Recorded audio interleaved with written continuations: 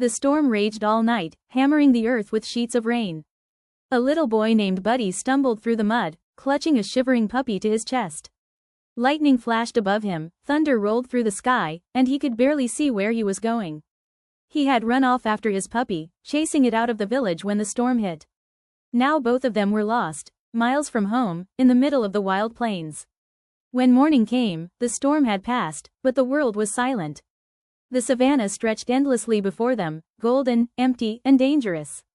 Buddy's tiny pup whimpered softly. Somewhere far away, the roar of lions echoed through the air. Up on a high cliff known as Pride Rock, a tall man stood looking over the land. His name was Simba, known to many as the Lion King. His tawny hair fell around his shoulders like a mane, and his eyes burned with the steady fire of a ruler who had seen both peace and war. He turned as his advisor, Zazu, hurried up behind him. "Your Majesty," Zazu said, out of breath, "our scouts spotted a child, alone, with a small dog, near the watering hole. They must have wandered in from the outer villages." Simba frowned. "A child? Out here?" He sighed, rubbing the bridge of his nose. "Bring them to me before the hyenas find them." By the time Buddy and his puppy were found, both were weak from exhaustion. The boy stared up in awe at the group of people surrounding him, men and women dressed in furs and beads, faces painted with the symbols of the pride.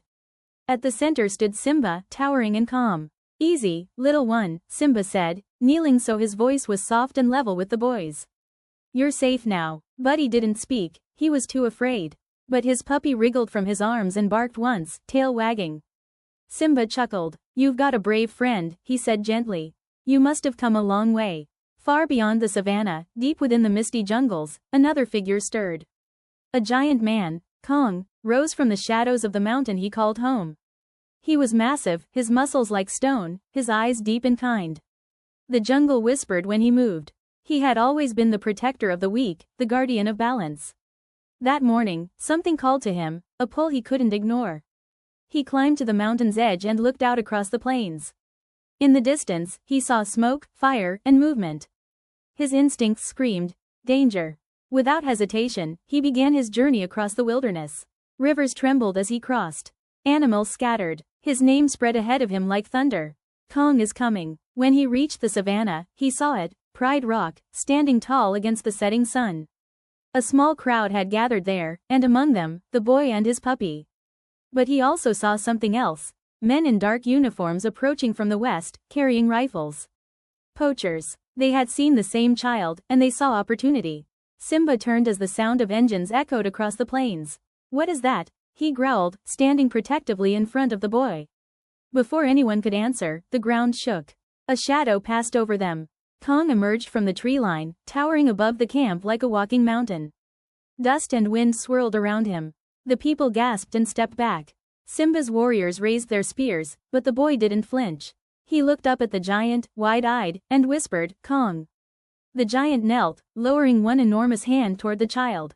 "You are safe now," he said, his voice deep but gentle. Simba stepped forward, unafraid. "Who are you to enter my lands?" "I am no enemy," Kong replied.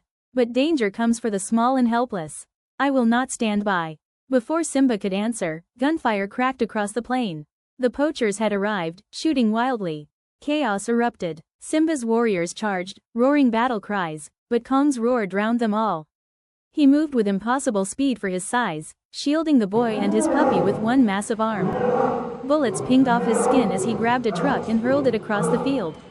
The poachers fled in terror, their machines burning behind them. When the dust settled, silence fell over the savannah. The boy clung to his puppy, staring up at Kong. The giant looked down at Simba, his expression calm. "You protect your pride," Kong said. "I protect life itself. Today, we fought for the same thing." Simba nodded slowly. "Then we are not so different, you and I." Kong smiled faintly and looked down at Buddy. "You're safe now, little one. But remember, courage doesn't live in size or strength. It lives in heart." Buddy nodded, tears in his eyes. He hugged his puppy tighter, whispering, "Thank you." As dawn broke, Kong turned back toward the jungle. His figure disappeared into the mist, his heavy footsteps fading like thunder moving into the distance.